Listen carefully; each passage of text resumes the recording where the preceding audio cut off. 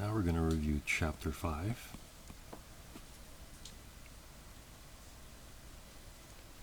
Chapter 5 is about earthquakes. And here's the first question. So the mechanism by which rocks store and release energy in the form of earthquakes, what is the name of this mechanism?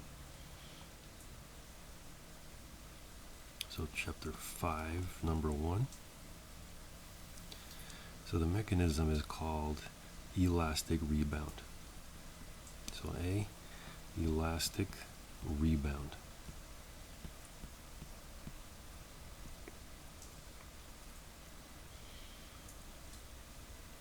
So the idea is that this is the rock. For a while the rock gets bent, and it keeps on getting bent until there's a point where friction can't hold the bending rock anymore, and then it snaps back like a diving board, and that sends out an earthquake.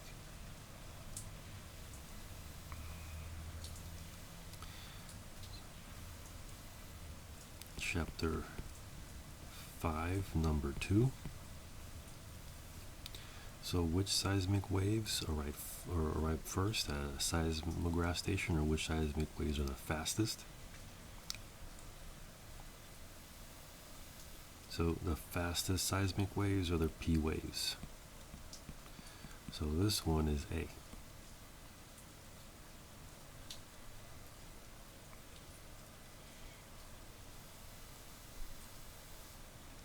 Alright, so next one, Chapter 5, number 3.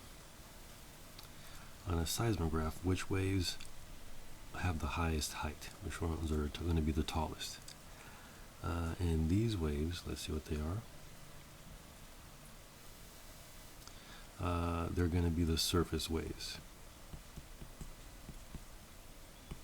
So the surface waves are going to make the ground vibrate up and down the most, because if this is the surface, the interior waves, like the P wave, vibrates back and forth. So this is you here. It vibrates back and forth beneath your feet. And there are also S waves, but they're beneath you. But then the surface waves are actually on the surface, and because of that, they're going to make you rise up and down with a high amplitude.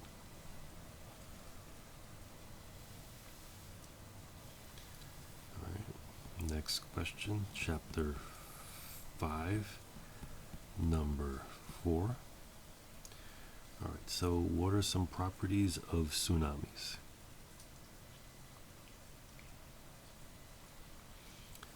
So let's see what the properties are. Well, if this is the middle of the ocean and this is you on a boat, first of all, tsunamis have a lot of different properties, but one of them is that the height of the tsunami is going to be barely noticeable. It can have a small height or a small amplitude, but the distance between the top of one tsunami wave to the other can be past the horizon, several hundred miles apart. So because of that, it's C, because tsunamis are going to have a small amplitude.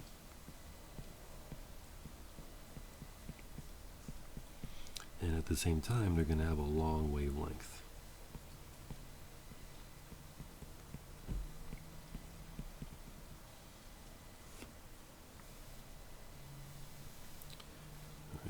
Next question. Chapter 5, number 5. Okay, so what is the lithosphere?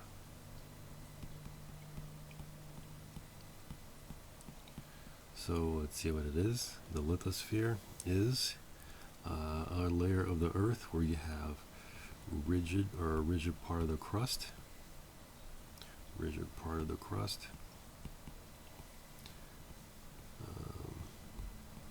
But also the mantle.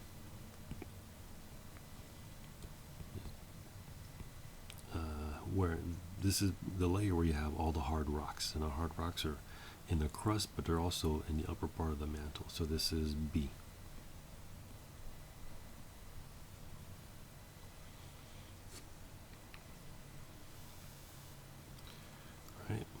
Next question, chapter 5, number 6. Okay, which waves travel through everything? Solids, liquids, and gases, and which waves only travel through solids? Which seismic waves travel through everything, and which seismic waves travel only through solids? So, looking at the picture, you have some waves that this is the some waves are able to travel through all the layers, but some waves actually, you can see here, bounces off and it can only travel through one layer. So P waves travel through everything, so they travel through solids, liquids, and gases.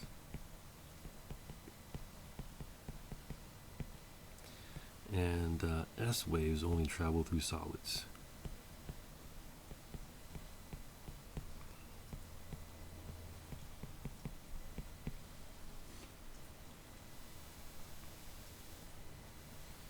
Okay. Chapter 5, number 7. So, continuing on with tsunamis, two-part question. How fast do tsunamis travel? And how do you know that a tsunami is about to arrive? So, a tsunami can travel as fast as a jet plane, so 500 miles per hour. And you know that a tsunami is coming when you see a rapid withdrawal of the water.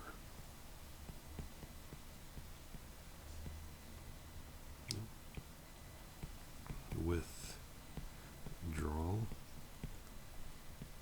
of the water farther back than normal.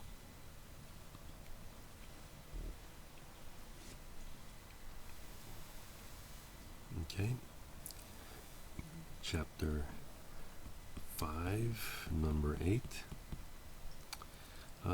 Name some properties of the mantle.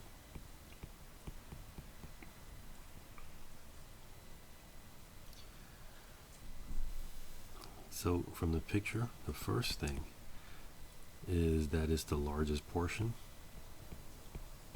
of the Earth at around 82%. And the next thing is that this is where you have the solid rock. Well, it's made up of solid rock.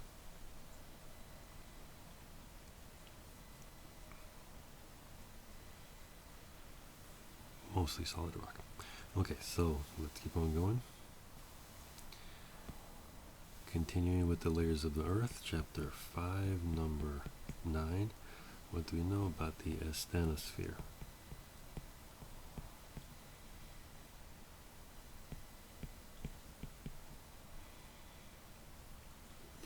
Okay, so if you look at the picture, there are some hints. Alright, let's check.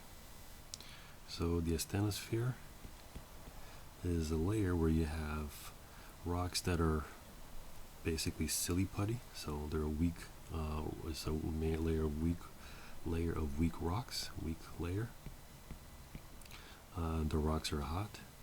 They're hot enough to the point where they become more like silly putty.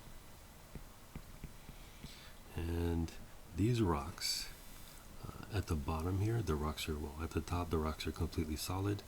At the bottom the rocks are going to be completely melted. So the asthenosphere is somewhere here, where it's in reaching the lower part of the upper mantle. So it's in the lower part of upper mantle.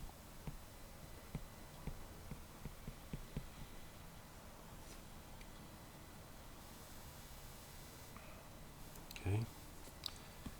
All right, chapter 5, number 10. Why is all the iron at the Earth's core? So how did the Earth's core form?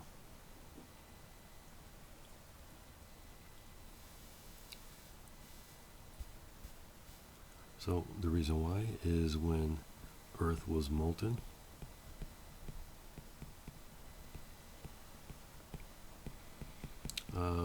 there were, well, the metals are heavier, so the metals sank. So the metals sank to form the core. They sank to the center to form the core.